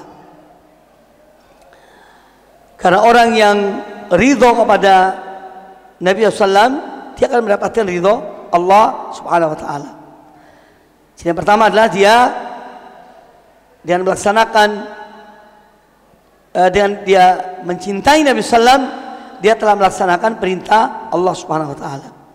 Kemudian yang kedua, bahwa di antara keutamaan mencintai Nabi alaihi salatu wasallam, seorang akan dikumpulkan dengan siapa yang dicintainya. Ya, di antara keutamaan yang lain dari keutamaan mencintai Nabi alaihi wasallam adalah Allah akan mengumpulkan seseorang dan siapa yang dia cintai. Maka apabila kita mencintai Rasulullah SAW, insya Allah kita akan dikumpulkan dengan Rasulullah Sallallahu Alaihi Wasallam. Di dalam hadis Anas bin Malik radhiyallahu taala anhu, anna rajulan sa'ala an-nabiy sallallahu alaihi wasallam. Pernah seseorang bertanya kepada Nabi sallallahu alaihi wasallam, mata sa'ah, kapankah terjadinya hari kiamat? Qal, kata Nabi alaihi salatu wassalam, wa madza a'adatta laha, dan apa yang kamu siapkan untuk hari kiamat itu? Jadi ketika orang itu bertanya, ya Rasulullah, kapan sih hari kiamat terjadi? Yang ditanya apa? Waktunya, kapan? Kapan itu pertanyaan lu, waktu. Kapan sih kajian ini? Ditanya jam berapa? Atau hari apa? Itu kapan? Maka Rasulullah SAW balik bertanya, apa yang kamu telah siapkan untuk hari kiamat itu? Seakan-akan beliau mengatakan, ya, bahwa urusan kapan hari kiamat itu bukan urusanmu. Ya. Kapannya itu urusan Allah, karena yang hanya mengetahui Allah. Tapi yang lebih penting dari itu adalah apa persiapanmu. Itu yang menjadi tugasmu. Itu yang menjadi tugasmu. Kamu tidak perlu tahu kapan hari kiamat. Tapi yang lebih penting dari itu, apa yang sudah kamu siapkan untuk hari kiamat itu lebih penting. Jadi Nabi SAW mendidik kepada kita semuanya dengan pertanyaan balik itu. Ya, karena hari kiamat hanya diketahui oleh Allah Taala. Tidak ada yang mengetahuinya kecuali Allah. Namun yang lebih dari itu, apa yang kita siapkan untuk hari kiamat tersebut? Maka orang tersebut menjawab, ya, kata orang tersebut kepada Nabi alaihissalam, bahwa aku ini tidak banyak persiapan tentang hari kiamat itu. Ya, sholat, puasa, yang tidak banyak aku persiapkan. Hanya saja aku ini mencintai Allah dan Rasulnya. Ya, tapi aku ini orang yang mencintai Allah dan Rasulnya. Kemudian kata Nabi alaihissalam, kata orang itu, ma'adattu laha katsira siyamin wala sholatin wala shadaqah. Aku tidak banyak menyiapkan masalah ya sholat, puasa dan sedekah. Walakinni uhibbullah wa rasulah. Hanya saja aku ini mencintai Allah dan Rasulnya.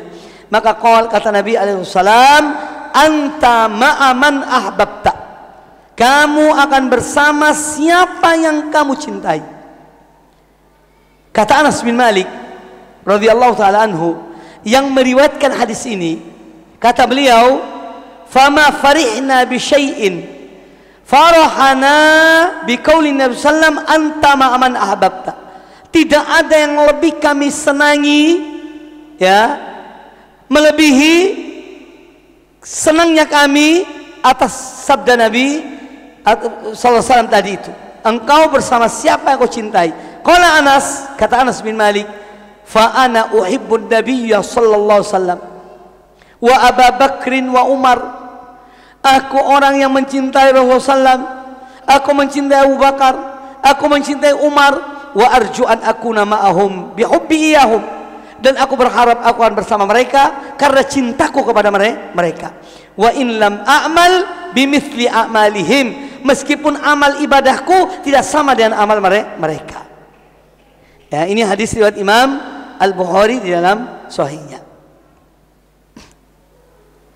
Kemudian dalam riwayat yang lain dari hadis Abdullah bin Mas'ud radhiyallahu taala anhu, Qala, kata Nabi alaihi salatu wassalam, ja'a rajulun ila Rasulillah sallallahu alaihi wasallam. Pernah ada seseorang datang kepada Rasulullah sallallahu alaihi wasallam. Faqala, ya Rasulullah, maka beliau berkata, wahai Rasulullah, kaifa tara fi rajulin ahabba qauman wa lamma yalhaq bihim. Wahai Rasulullah, bagaimana pandanganmu seseorang yang dia itu mencintai suatu kaum tetapi amalnya tidak sama dengan amal mereka. Amalnya tidak sama dengan amal mereka. Faqala Rasulullah SAW, maka Rasulullah SAW bersabda, almar'u ma'aman ahabba. Seseorang akan dikumpulkan bersama orang yang dicintainya. Ini keutamaan orang yang mencintai Rasulullah SAW, insya Allah dikumpulkan bersama beliau alaihi salatu wassalam. Kemudian di antara keutamaan mencintai Nabi alaihi salatu wassalam, ada seorang akan mencapai kesempurnaan imannya. Kesempurnaan iman. Sebagaimana hadis Umar bin Khattab yang beliau ditegur oleh Nabi SAW. Kata beliau, ya Rasulullah, engkau orang yang paling aku cintai, ya, atas segala sesuatu kecuali diriku. Kata Nabi SAW, tidak, sampai aku menjadi orang yang lebih aku cintai daripada dirimu. Kemudian Umar bin Khattab mengatakan, sekarang ya Rasulullah, engkau adalah orang yang lebih aku cintai, bahkan melebihi diriku. Nah, ini baru tepat ya Umar. Ini baru sempurna imanmu. Jadi seorang menggapai kesempurnaan iman tatkala Rasulullah SAW, dia menjadi orang yang paling dicintainya melebihi dirinya. Kemudian bahwa orang yang di antara fadilah keutamaan mencintai Nabi alaihi wasallam, seorang akan merasakan kelezatan iman. Karena iman itu ada kelezatannya, ada rasanya, ya, ada rasanya. Jadi iman ada rasanya. Di antara sebab seorang merasakan lezatnya iman adalah dengan mencintai Rasulullah sallallahu alaihi wasallam. Dari hadis Anas bin Malik radhiyallahu taala anhu, beliau berkata, ya qala Nabi sallallahu alaihi wasallam, Nabi sallallahu alaihi wasallam bersabda, "Thalathun man kunna fihi wajada halawatal iman." Ada 3 perkara. Barang siapa yang ketiga perkara ini ada dalam dirinya, niscaya dia akan merasakan lezatnya iman itu, manisnya iman itu. Yang pertama, an yakunallahu wa rasuluhu ahabba ilaihi mimma siwahuma. Allah dan Rasulnya menjadi yang lebih dicintai, yang paling dicintai melebihi yang selain Allah dan Rasulnya. Yang kedua, wa an yuhibbal mar'a la yuhibbuhu illa lillah. Seorang mencintai seseorang betul-betul karena Allah. Yang ketiga, wa an yakraha an yauda fil kufri kama yakrahu an yuqdhafa finnar. Dan seorang dia benci untuk kembali kepada kekufuran, ya, sebagaimana dia benci dia dilemparkan ke dalam api. Nah, jadi ini orang yang keutamaan, orang yang mencintai Rasulullah SAW, dia akan merasakan lezatnya iman. Dan masih banyak keutamaan-keutamaan yang lainnya. Baik ikhwani fillah dan akhwati fillah rahimani wa rahimakumullah. Tanya jawab cukup. Masih ada waktu enggak? Untuk apa? Materi apa? Tanya jawab. Enggak, kita perbanyak tanya jawab. Ya, mungkin ada yang mau tanya. Boleh. Silakan, ya, biar lebih banyak tanya jawab. Materi itu kalau kebanyakan masuk sini keluar sini. Ya. Jadi itu materi sudah sangat cukup. Ya. Ya, sekarang kita coba, mungkin ada pertanyaan. Tafadhal.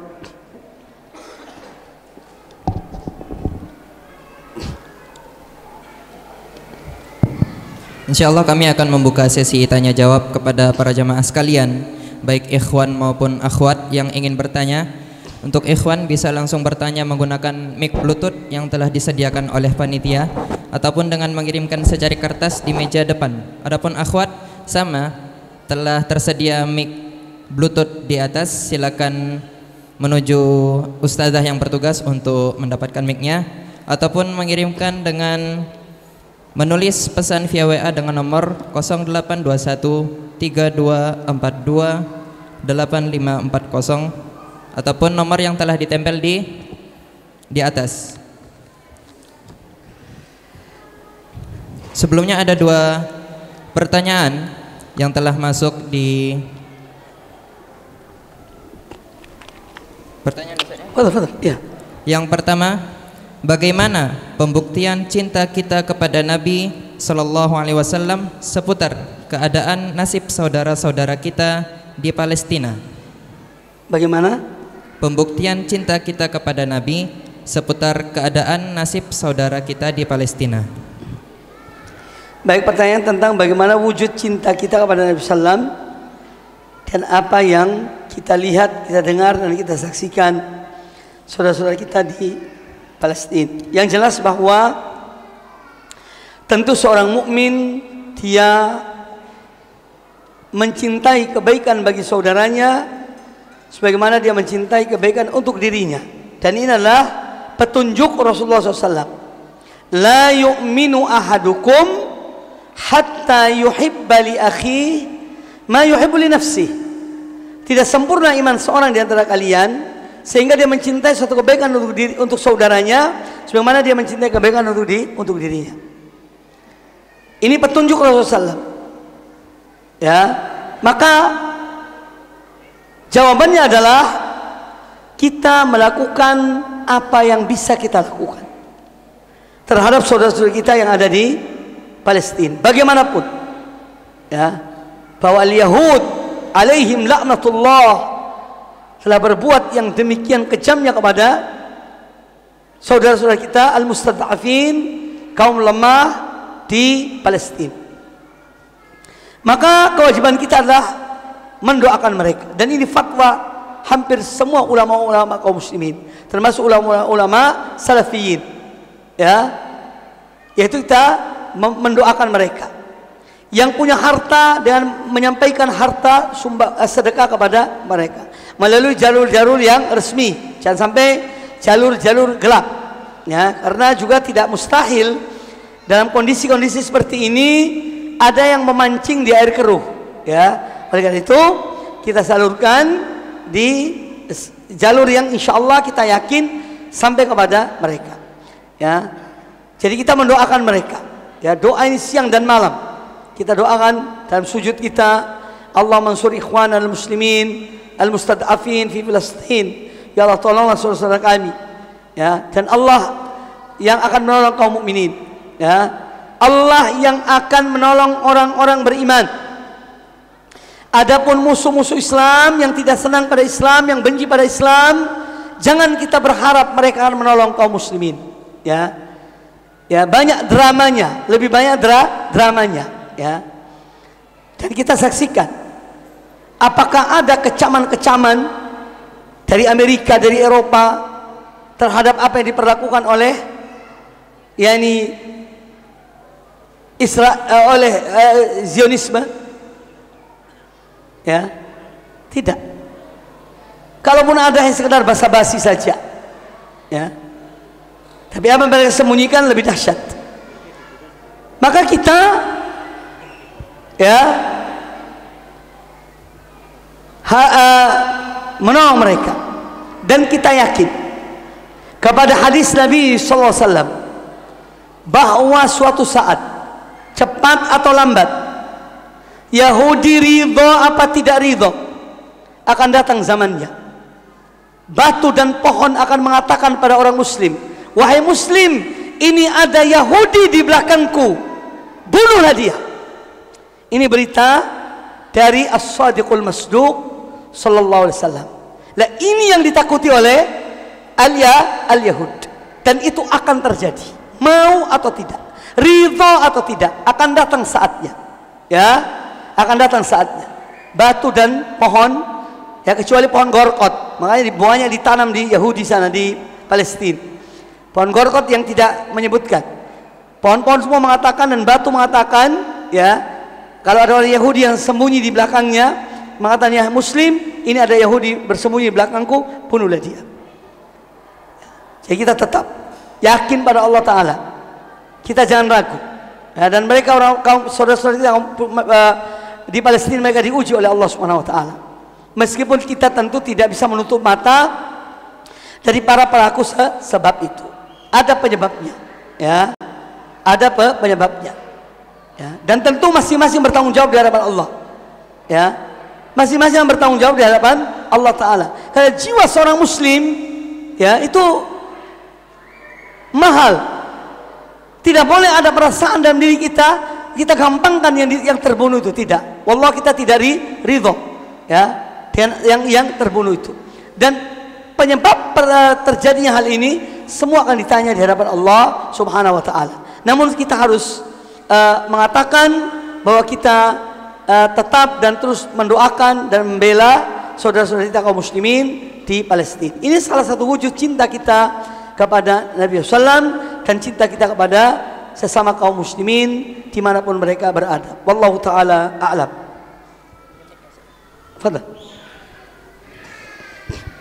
Pertanyaan yang kedua, apakah bertanya tentang hakikat kelompok atau partai Hamas termasuk soal yang ta'ammuk mazmum yang tidak berfaedah?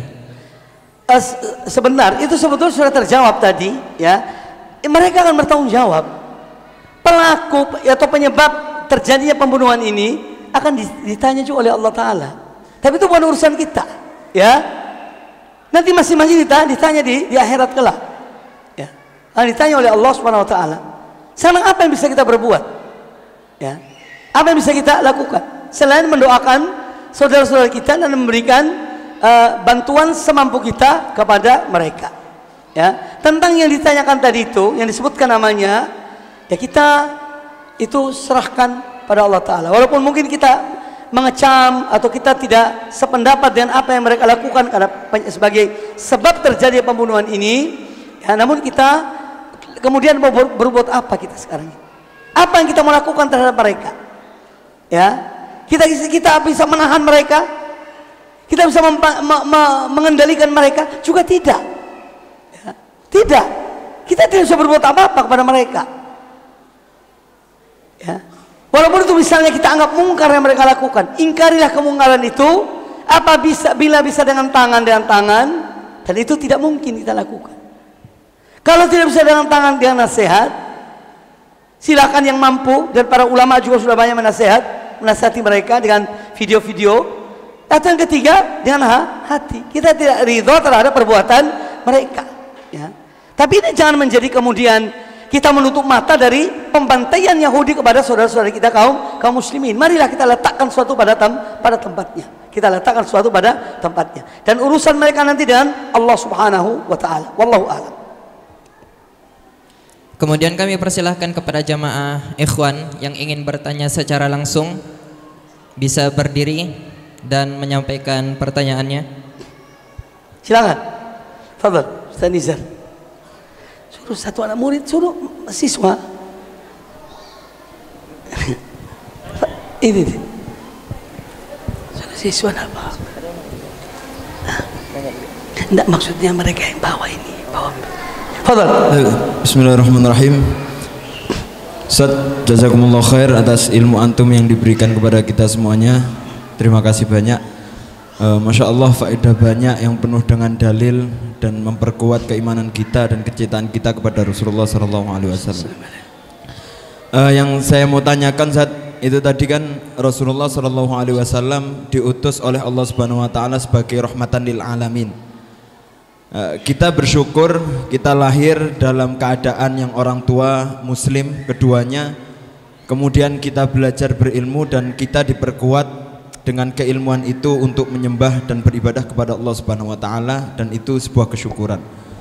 Lalu yang saya tanyakan Ustaz, bagaimana dengan keadaan mereka yang non muslim, yang orang tuanya dalam keadaan non muslim sehingga dia beribadah dengan agama orang tuanya? Lalu bagaimana rahmat Allah Subhanahu Wa Taala itu sampai kepada mereka? Kalau tadi kan penjelasan dari Ibnu Abbas dengan takhir azab tadi, ya, diakhirkan azab. Tapi yang saya pandang dari bagaimana bentuk hidayah, bagaimana sebetulnya bentuk hidayah Allah Subhanahu Wa Taala itu menghampiri mereka. Itu yang saya tanyakan. Apakah ya, dari bentuk hidayah, apakah kemudian mereka menjawab atau tidak? Artinya bagaimana rahmat hidayah yang sebetulnya itu sudah sampai kepada mereka? Itu mungkin pertanyaan saya. Jazakumullah khairan katsiran. Baik, tentang masalah yang ditanyakan tadi itu, bahwa setelah risalah Allah dan Rasulnya ini menyebar dan tersampaikan pada orang yang bukan muslim, maka kewajiban mereka adalah untuk menaati hidayah. Pada dasarnya demikian, ya, harus menjawab panggilan Allah dan Rasulnya. Namun itu juga kembali kepada hidayah Allah itu sendiri, karena Allah memberikan hidayah pada siapa yang Allah kehendaki, dan Allah ya tidak memberi hidayah kepada siapa yang Allah kehendaki. Jadi kalau kita bertanya masalah hidayah, itu adalah hak Allah Subhanahu wa taala. Ya, tapi intinya bahwa keterangan itu sudah tersampai kepada mereka. Karena hidayah itu ada dua macam. Ada hidayah berupa bayan, keterangan, ada hidayah berupa taufik. Hidayah berupa hidayatul bayan, hidayah keterangan, itu sudah sampai pada mereka. Sedangkan yang hidayah taufik itu hanya milik Allah. Allah berikan pada siapa yang Allah kehendaki, dan Allah tidak berikan pada siapa yang Allah kehendaki. Ya, dan Allah tidak ditanya. Allah tidak ditanya, ya Allah, kenapa engkau beri hidayah pada fulan, engkau tidak beri hidayah pada fulan? Kenapa? Itu tidak ditanya. Ya, karena apa? Risalah Allah ini sudah tersampaikan. Maka mereka yang sudah tersampaikan risalah Allah dan mereka telah mendengar tentang Nabi SAW, dakwahnya dan seterusnya, ya, kemudian mereka tidak beriman, maka mereka yang akan ditanya oleh Allah Taala dan akan diazab oleh Allah Taala. Ya, itu.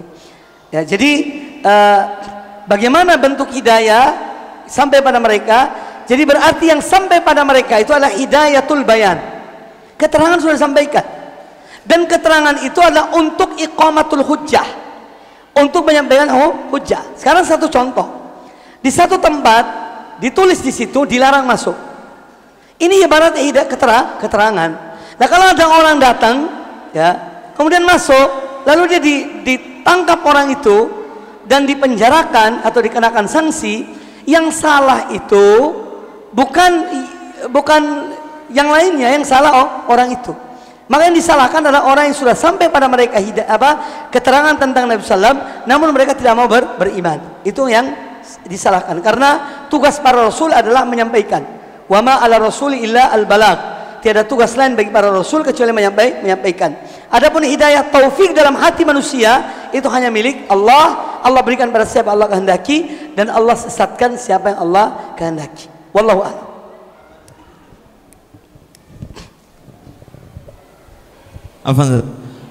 Masya Allah jawabannya. Cuman kan kita juga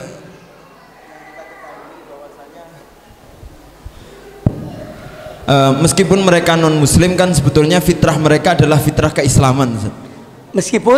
Meskipun mereka non muslim, sebetulnya fitrah hakikat mereka kan artinya sebetulnya mereka juga muslim. Fitrah dalil yang fa'abawahu yuhawidanihi au yunasirahin au yumajisanihi itu. Artinya gini, Zat, apakah sebetulnya mereka ketika tadi mendapatkan hidayah bayan, keterangan bayan, apakah sebetulnya ketika mereka sekedar mendengarkan kalimat la ilaha illallah, apakah sebetulnya fitrah mereka sudah condong ke situ atau tidak gitu, Zat? Sehingga jadi itu kembali kan disebutkan hadis Rasulullah, kullu mauludin yuladu alal fitrah, setiap anak yang lahir itu dilahirkan di atas fitrah, artinya dia mengakui akan keesaan Allah Subhanahu wa taala. Itu dasarnya. Tapi karena lingkungan, ya, ini pentingnya lingkungan, ya. Karena lingkungan telah mengotori fitrah ini, maka fitrah yang bersih tadi itu kotor, tertutup oleh lingkungan, yaitu abawah, dua orang tuanya, yuhawidanihi, yang menjadikan dia itu Yahudi, au yunassirani, atau menjadikan dia Nasrani, atau yumajisani, atau menjadikan dia sebagai seorang majusi. Jadi lingkungan yang merusak. Tapi asal fitrah itu ada, cuma dikotori. Nah, di sini pentingnya lingkungan, ya. Maka salah satu yang membentuk manusia itu adalah lingkungan. Situ pentingnya lingkungan. Itu faktor-faktor yang ada pada ini. Wallahu a'lam.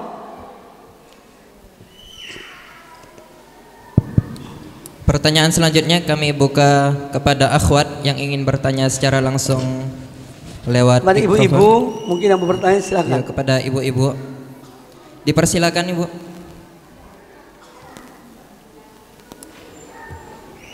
Kalau ada.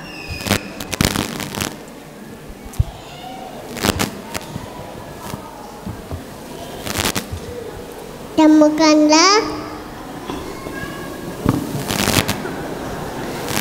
Oke, sambil menunggu. Sambil menunggu bapak dulu. Ya mungkin. Kita, atau siswa. Ya, kita arahkan lagi ke ikhwan yang ingin bertanya dari santri ataupun para bapak-bapak jamaah sekalian. Kalau tidak saya akan bertanya nanti. Ya. Apalagi nih siswa-siswa ini. Ada satu pertanyaan Ustaz. Mungkin di luar tema. Ya. Ustaz, apa pendapat Ustaz tentang kisah Al-Gharanik, kisah saat Nabi membaca surah An-Najm dan disisipi kata-kata oleh syaitan? Ini perlu kajian, satu kajian. Ya. Pembahasan panjang. Dan kesempatan.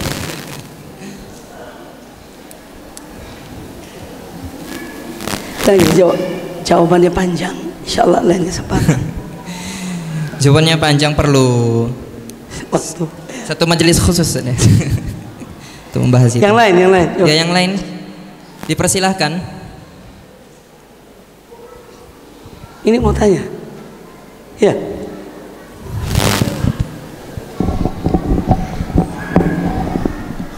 Tolong yang ingin bertanya silakan.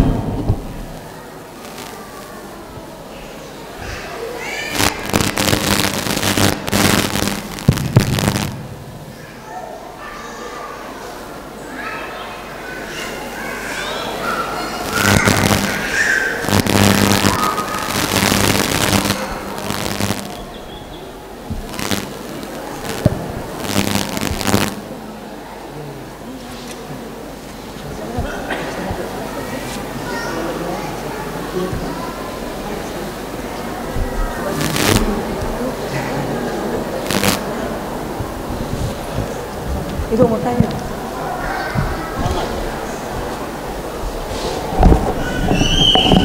Assalamualaikum Ustaz. Afwan, saya ingin Salam. bertanya. Ya.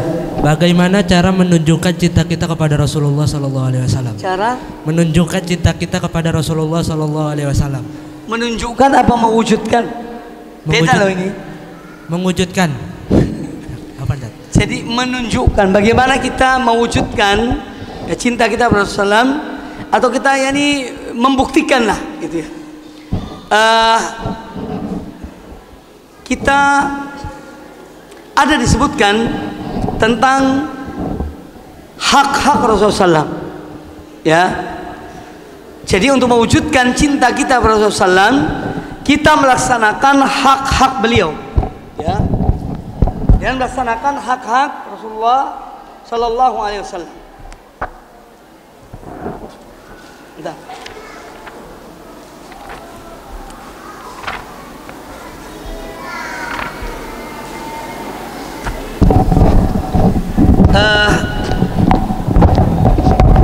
Baik, untuk mewujudkan cinta kita, membuktikan cinta kita kepada Nabi SAW, karena kita sebagai umat beliau, beliau mempunyai hak yang menjadi hak beliau atas kita. Artinya kewajiban kita kepada Nabi SAW, yaitu yang pertama disebut para ulama adalah beriman kepada beliau secara terperinci. Apa makna beriman pada beliau secara terperinci? yakni beriman pada beliau dengan semua ajarannya, ya, dan semua ajaran yang beliau sampaikan, baik itu akidah, ibadah, akhlak, muamalah, kita beriman. Jangan sampai ada sesuatu dari ajaran beliau yang kita tidak percaya atau mungkin kita benci, ya. atau mungkin kita benci. Ya ini tidak dibenarkan. Ya tidak dibolehkan. Jadi beriman kepada Nabi Sallam dan semua risalah beliau secara terperinci. Ya. Yang kedua yang disebut oleh para ulama adalah kita dengan mengikuti sunnah di sini artinya ajaran beliau, tuntunan beliau. Jadi sunnah bukan dalam definisi ulama fikih kalau dikerjakan dapat pahala, ditinggalkan tidak berdosa, bukan itu yang dimaksud. Jadi ketika kita mengatakan kita mengikuti sunnah beliau, artinya mengikuti tuntunan beliau, ajaran beliau, ya, baik itu ibadah, akhlak, muamalah, ya kita melaksanakannya. Kemudian yang ketiga diantaranya yang disebut oleh para ulama, ya, dengan kita ini mengagungkan beliau. Ini bukti bahwa kita ini cinta kepada Nabi Sallam, mengagungkan beliau, memuliakan beliau. Makanya termasuk apalagi thalibul ilim, jangan sampai kalau ketika kita berjalan di kampus, ya, melihat ada misalnya selembar kertas, di situ ada tulisan hadis Nabi Sallam, jangan dicuekin. Karena ini kan bukan Quran, ini kan hanya hadis, ya. Kemudian misalnya dibiarkan terbuang, ya, tergeletak gitu saja. Nah, harus kita ambil, minimal dibakar. Jangan ada nama Allah, nama Rasulullah SAW itu diinjak-injak, ya. Ini termasuk karena kadang-kadang, ya, terutama para tulabul ilim biasa diperhatikan itu hanya Al-Quran. Kalau Al-Quran itu harus diangkat, kalau hadis dibiarkan misalnya. Nah, ini tidak dibenarkan. Maka kita mengagungkan beliau dan mengagungkan, memuliakan hadis-hadis beliau sallallahu alaihi wasallam, walaupun itu dalam bentuk tulisan. Jangan remehkan, jangan dibiarkan begitu saja, letakkan pada tempatnya. Kemudian yang keempat yang adalah wujud, bagaimana wujudkan cinta kita kepada Nabi SAW atau dalam bentuk pengagungan pada beliau, dan kita memperbanyak sholawat kepada Nabi SAW. Ya, sholawat termasuk, ya, ini amal yang ibadah yang mulia, ibadah yang bahkan Allah menyebutkan tentang diri Allah. Ya, innallaha wa malaikatahu yusholluna 'alan nabi, ya ayyuhalladzina amanu shallu 'alaihi wa sallimu taslima. Allah dan para malaikat bersolawat kepada Nabi. Wahai orang yang beriman, bersolawatlah kalian kepada Nabi alaihi salatu wassalam. Ya, jadi itu diantara bagaimana kita mewujudkan cinta kita kepada Nabi SAW. Nah, di sini pentingnya kita mempelajari tentang beliau, sejarahnya, sunnah-sunnahnya, ya, kitab-kitab hadis yang saya katakan tadi, penting itu kita membaca supaya kita bisa menerapkannya. Wallahu a'lam. Mungkin pertanyaan yang terakhir Ustaz, ya. Assalamualaikum Ustaz, apakah cinta kita kepada Ahlul Bait termasuk cinta kita terhadap Nabi Sallallahu Alaihi Wasallam? Tetapi Ahlul Bait khususnya pada zaman sekarang banyak yang beramal di luar dari sunnah, apa yang diajarkan. Baik, mencintai Ahlul Bait, kerabat Nabi SAW yang beriman, ya, ini yang beriman loh, ya. Karena ada kerabat beliau yang tidak beriman. Contohnya Abu Talib, ya, Abu Lahab, siapa lagi dari kerabat beliau yang tidak beriman. Yang dimaksud mencintai Ahlul Bait itu yang mereka yang beriman kepada Rasulullah SAW. Ini hukumnya wajib. Salah satu masalah pokok bagi Ahlus Sunnah wal Jamaah dan menjadi ciri akidah mereka adalah memuliakan, menghormati, ya, Ahlul Bait Nabi SAW yang beriman, seperti Ali bin Abi Thalib, Fatimah putri beliau, Uthman, Al-Hasan, Al-Husain, dan yang lainnya. Kita mencintai mereka, kita menghormati mereka. Kemudian di antara Ahlul Bait tentu ada, ya, setelah berjalannya waktu, ya, jauhnya zaman Nabi SAW, maka ada di antara mereka tentu yang jauh dari tuntunan sunnah Nabi SAW, ya, dari ajaran beliau, ya. Maka ketika mereka masih sebagai orang Muslim, ya, kita mencintai mereka dalam hal yang sesuai dengan sunnah Nabi SAW. Tapi kita perlakukan, yakni tidak cinta pada mereka dalam perbuatan-perbuatan yang mereka lakukan dari perbuatan bid'ah misalnya. Ya, kita tidak senang. Ya, maka letakkan sesuatu pada tempatnya. Ya. Namun mereka yang beriman, mereka yang mengikuti sunnah Nabi Sallam, kita wajib mencintai mereka. Wajib mencintai mereka. Namun yang ada sebagian menyimpang, maka kita cinta dari sisi iman mereka kepada Rasulullah, tapi kita benci dari sisi perbuatan-perbuatan yang tidak dicontohkan oleh Nabi Sallam yang mereka lakukan. Ya. Dan tetap kita dakwai mereka. Kita tetap dakwai mereka agar kembali kepada sunnah dan ajaran kakek mereka itu Rasulullah sallallahu alaihi wasallam. Wallahu a'lam. Terserah. Katanya ditutup sekarang, terserah. Mau tutup apa masih terus dibuka?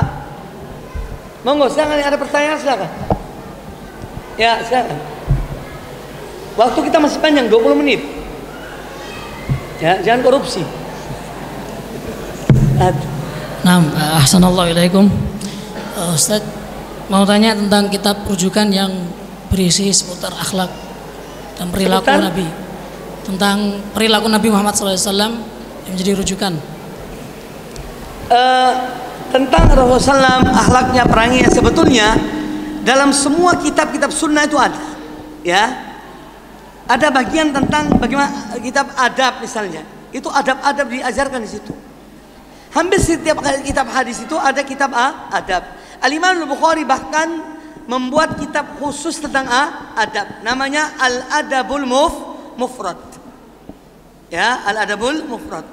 Itu juga bagus tentang bagaimana adab, walaupun ada keumumannya, ada juga tentang Rasulullah SAW, atau dalam Sahih Bukhari, ya, atau Sahih Muslim. Nah, itu bisa dicari judul-judul tentang adab itu. Ya, jadi pertama adalah kitab-kitab hadis yang dari para sahabat itu. Kemudian ada kitab misalnya tentang Rasulullah SAW secara khusus, bagaimana beliau, bentuk fisiknya, perangainya. Di antara kitab-kitab Syama'il Muhammadiyah, kitab Syama'il Muhammadiyah. Ya, di antara ditulis oleh Imam At-Tirmidzi. Banyak yang ditulis oleh para ulama, disyarah oleh para ulama. Buku itu memang agak sulit karena bahasa tinggi. Ya, bukan bahasa yang tinggi, ada mufradat, kosakata yang sulit.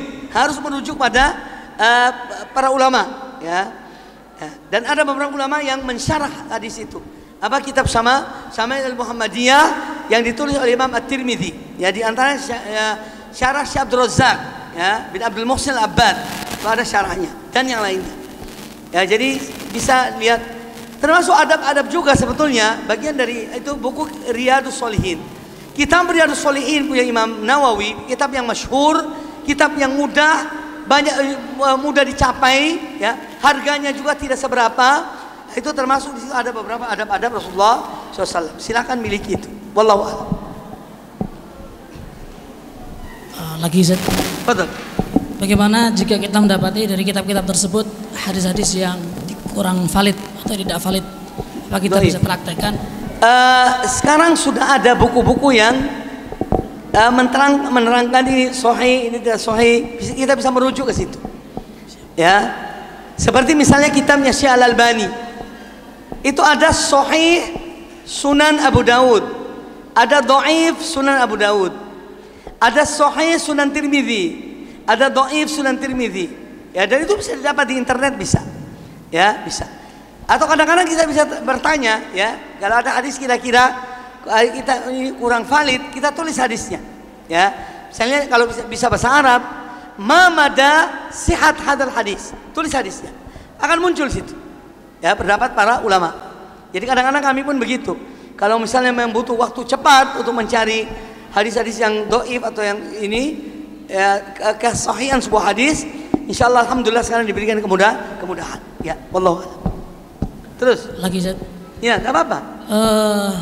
Jika kita dapati valid, namun itu berbeda dengan keseharian yang kita lakukan, dan kita ingin mengamalkan, namun tokoh-tokoh yang ada di sekitar kita kadang juga tidak menerapkan. Jadi ini benar nggak sebenarnya? Gitu. Jadi butuh solusi. Baik, kita tetap kembali pada hadis. Jangan menjadikan tokoh-tokoh itu sebagai rujukan. Rujukan itu hadis. Hadis itu adalah hujjah binafsihi. Hadis-hadis Nabi kalau itu hadis sahih, maka dia adalah hujjah. Ya, Dia hujah. Maka jangan kita kemudian, loh kok tokoh ini kok tidak lakukan ya? Jangan dijadikan mereka sebagai hujah. Mereka bukan hujah. Bisa saja mereka itu salah, keliru, atau belum sampai hadis itu kepada mereka. Maka jangan jadikan mereka sebagai hujah. Wallahu a'lam. Yang lain silakan. Tafadhal. Ada yang bertanya? Sudah cukup? Ya.